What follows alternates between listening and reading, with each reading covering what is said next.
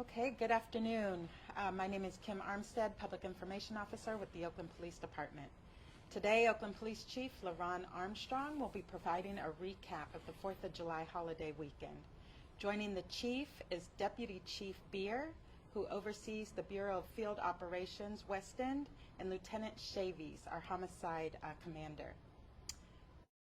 I'll turn it over. City of Oakland homicides this year compared to last year, where there was 66 homicides, we've seen a 14% decrease.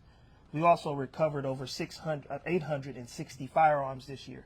That is a 42% increase compared to the same time last year. I'll go over what we experienced this weekend, starting with Friday, July 1st. Our first homicide occurred at about 11:45 p.m. near the intersection of 30th Avenue and International Boulevard. Officers responded to this area after hearing gunshots. Upon arrival, officers located a male adult suffering from gunshot wounds. Officers began to attempt life-saving measures. Unfortunately, the victim succumbed to his injuries at the scene and was pronounced deceased. The descendant's next of kin has not been notified, so his information at this time is being withheld. We're asking for the public's help in identifying the individuals responsible for this homicide or anybody that may have witnessed this particular homicide.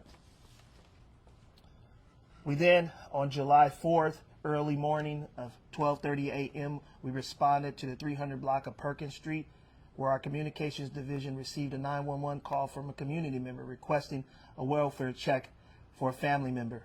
When officers arrived, they located a 27-year-old male adult and a 25-year-old female adult, both deceased inside the residence.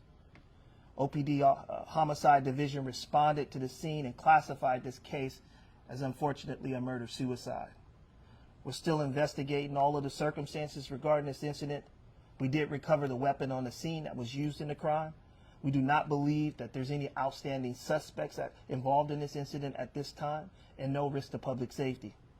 The descendants' names are being withheld pending notification of next of kin. Our third homicide also occurred on the 4th of July, but at 11:30 p.m. yesterday. It occurred in the 8700 block of Dowling Street, where officers were dispatched to a report of a shooting. Upon arrival, officers located a vehicle that was involved in a collision in which the driver, a male adult, appeared to be suffering from apparent gunshot wounds. Medical personnel arrived on scene and provided aid, but unfortunately, the victim was pronounced deceased on the scene. This scene had what we consider to be over 100 rounds of gunfire that occurred on this scene by the use of multiple caliber firearms.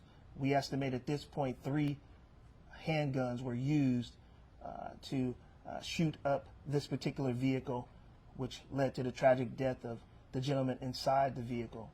We again are asking for the public's help in identifying anybody that may have seen this homicide or people who may have witnessed this incident, or any evidence that can help us identify the people responsible for this tragic incident.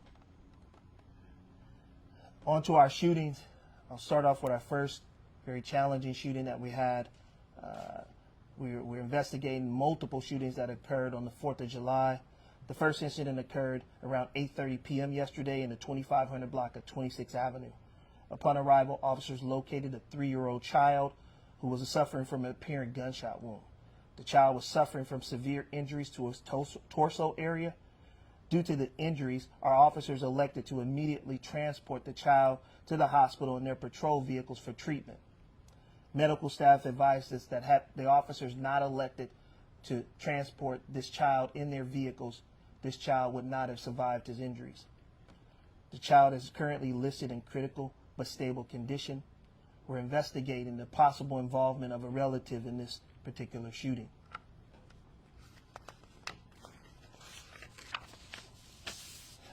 Want to transition into, again, another incident that occurred on the 4th of July at 9:30 p.m. at the Oakland Coliseum at the Oakland A's game during their post-game fireworks show.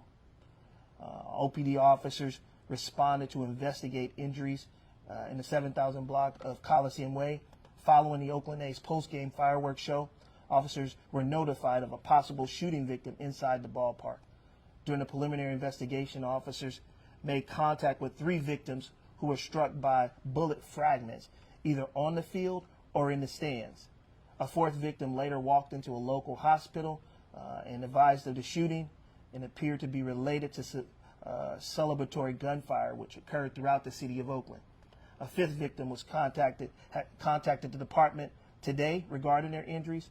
All victims sustained non-life-threatening injuries.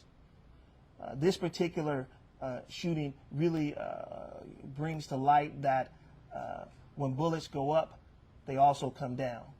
And in this case, it's clear to us that the shooter responsible or shooters responsible for this particular shooting were not on site. These appear to be bullet fragments that may have come from guns being fired in another location. Right now, we are not able to say exactly where those bullets came from, but we know they were in a nearby area as we were responding to numerous calls of gunfire in the area.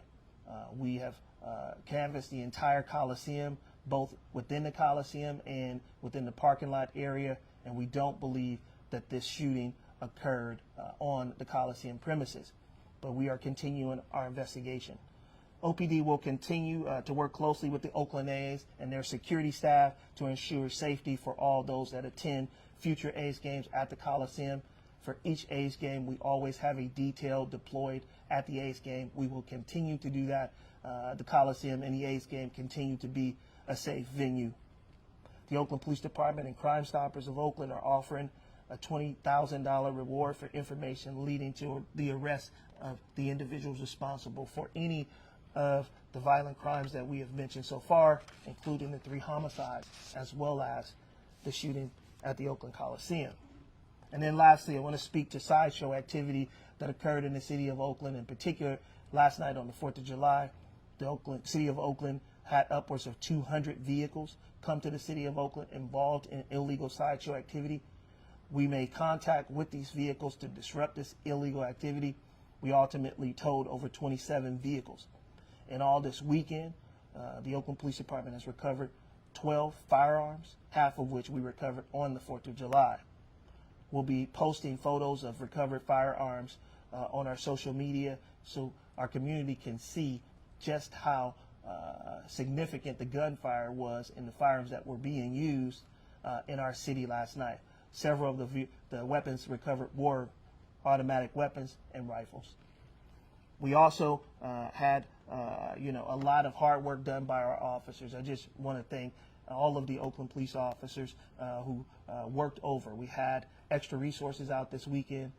We did as much as we could to manage the level of activity that we've seen in the city.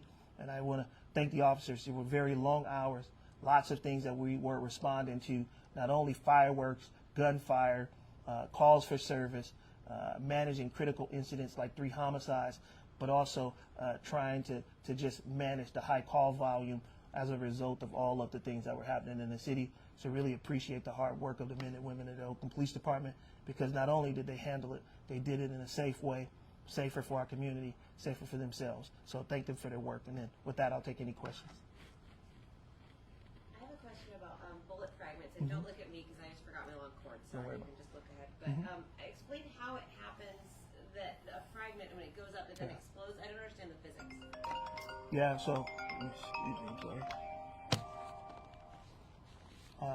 What happens is that when a bullet is fired into the air, that bullet at some point will come down. And when it comes down with not the same velocity as if it was fired out of a gun, but it is a very strong projectile that is coming back down to the earth. And if it strikes an individual, you will sustain an injury, as we've seen with several of the victims in this particular incident. All 5 of them did sustain some injury, minor injuries to fairly medium injuries. And so this is why we caution people to not fire guns indiscriminately in the community, because it could impact unbeknown, unsuspecting people that are just attending a normal event, and then all of a sudden several fragments end up coming down on them and injuring them. And so that is, why we constantly say to people it is not a safe thing to do to use guns to celebrate. Can you talk briefly about the victims at the Coliseum? I think I guess it was 11 or 12. Yeah, we're not in a position that we want to give out the ages of those that were injured but we can confirm that we do have now a fifth person who has come forth and said they were injured as a result of potentially a bullet fragment from this event. And you don't think it was on the property, you think it was just fired somewhere nearby? Yeah, we don't believe at this point that it was fired on the property. Our estimates is that it was in the radius around the Coliseum, so that could be in the residential areas around the Coliseum, could be as far as our staff has estimated, could be a mile, as far as a mile away where where those bullets could have been fired from. Do you, we've heard it was possibly a rifle involved. Do you know anything about the type of guns? Yeah, the fragments that we recovered, it does appear to be a high-powered rifle that was fired. So those are the fragments that we've recovered, leading us to believe that gun was potentially a rifle. Can you tell us anything about how you're going to conduct the investigation? Like, do you know now at this point if it's one gun or?